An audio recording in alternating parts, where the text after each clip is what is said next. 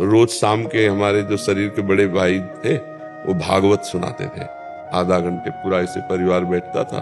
तब बड़ा सात्विक ऋषिकुल मतलब मोहल्ले में प्याज लहसुन भी नहीं आता होगा, ऐसा सात्विक हुआ। तो उस भागवत से पता चला कि भगवान की प्राप्ति ही जीव का परम लक्ष्य है। तो पूर्व का तप होगा, भजन होगा जरूर, क्योंकि बाल्यावस्था में ऐसी लगन मतलब मुश्किल होती है। बस मन ने ठान लिया, 9th पास हुए थे, भागो संसार से, भागो भगवान की प्राप्ति करनी। हमें यह भी पता नहीं था कि भगवान की प्राप्ति के लिए गुरु बनाया जाता है, संत वर्ण का अभी कुछ ज्ञान नहीं था। बस एक भागो भागो, भाग करके एक नंदेश्वर शंकर जी का धाम है, वहां रुके। वहीं से दृढ़ विश्वास विश्वनाथ जी भगवान शंकर ने करा दिया, अब आज जीवन घर नहीं जाना और मुझे भगवान की प्राप्ति करनी है। बस सब संयोग बनते चले गए, सदगुरु मिला, बस कहीं अटकने नहीं दिया, कहीं फंसने नहीं दिया। अच्छा, ऐसा जीवन रहा कि कभी पूरे जीवन में वृंदावन के सिवा हमें कभी रसोई से भोजन नहीं मिला, कि हम ऐसे बैठे हमें कोई पवा रहा है, कभी जिंदगी में।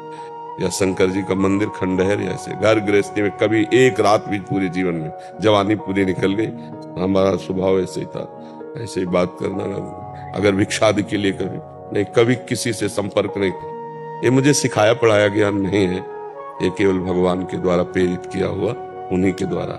अब जो जीवन है ये अलग जीवन है, ये ऐसा है कि रिमोट से चल रहा है।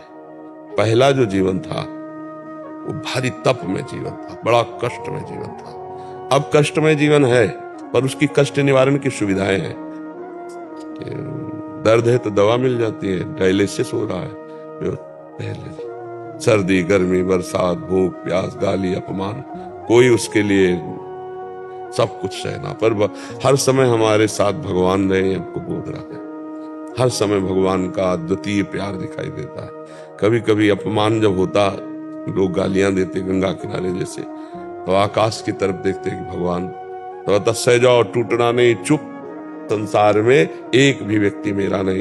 तीनों काल सर्दी गर्मी बरसात गंगा स्नान करना, कई कई दिन मतलब 7-7 दिन हो जाते, भोजन नहीं मिलता गंगा किनारे। पर कभी मन निराश नहीं हुआ कि चलो घर लौट चलते हैं। पूरा जीवन हो गया, घर से निकले ना, एक बार भी घर में बैठ के भोजन नहीं किया।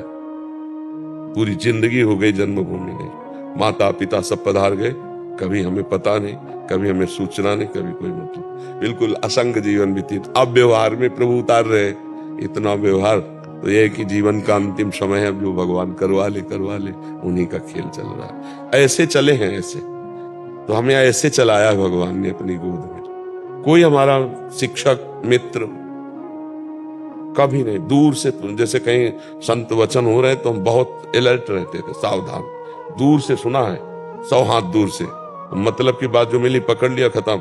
हम कभी किसी से संपर्क नहीं रखा, कभी किसी का नहीं, दूर से सुना। और जिस आश्रम में रुके एकदम असावधान स्थिति दिखाते, पर परम सावधान रहते। जहां देखते यहाँ फंसाव होने वाला है, अपना कमंडल दंड उठाया, चल दिया, कोई मतलब नहीं, कब चले गए कहां चले गए कोई मतलब नहीं। ऐसे जीवन कटा है पूरा, असंग जीवन, पशुवत जीवन। हमारे पैरों की चमड़ी इतनी मजबूत थी, कभी जूता नहीं पहना, कि अगर बम्बूल का कांटा लगे तो टूट जाएगा, घुसेगा नहीं, ऐसा था। इतनी इतनी बीमारी थी यहाँ, फिर दवाइयां लगा लगा के तब वो। अब तो जीवन क्या है, अब तो जैसे प्रभु रखे, मरा हुआ जीवन है, तो मरा हुआ जीवन है ना। हम कुछ कर सकते हैं, किडनी फेल शरीर है ना, कुछ सोच सकते हैं। सोच वही जो प्रभु सोचावे, क्रिया वही जो प्रभु करावे। अब तो बस ऐसे नहीं, हम कभी सोफा में बैठते, हम कभी नहीं कुछ आसन के सिवा जीवन में। जीवन का लक्ष्य यही था, एकांत में भगवान के लिए बैठकर रहूं, रात दिन भगवान के निरंतर चिंतन में रहूं, और मर जाऊं तो कोई पूछने वाला ना हो, अंत्येष्टि क्रिया करने वाला ना हो, ऐसा भाव था। 3 नियम लिए थे जीवन में, कभी पैसा अपने पास नहीं छूंगा, रखूंगा नहीं। हमारा दूसरा, राजकीय विभाग में कभी हमारा नाम नहीं होगा, न जमीन न पे। तीसरा, कभी जिंदगी में शिष्य नहीं बनाऊंगा।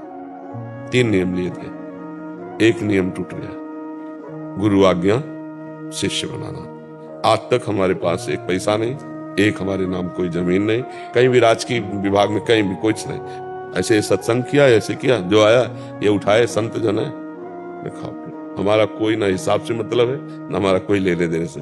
जहां हम रह रहे हैं वो एक शिष्य का फ्लैट है, वही आज भी खर्चा चला रहा है पूरा उसका, उसमें हम केवल रह रहे हैं। जो गाड़ी है वो आने जाने के लिए 2-3 शिष्यों की है खड़ी, जिसमें बैठो चले आओ छोड़ दो। ना हमारा गाड़ी, ना रुपया, ना पैसा, ना भाई। एक चीज में ये जो शिष्य, ये गुरु आज्ञा हुई कि मंत्र दो शिष्य बनाओ जीवन का जो, तो फिर अब लगा कि जिनकी वस्तु है वो करवाना चाहते इसलिए हो रहे नहीं।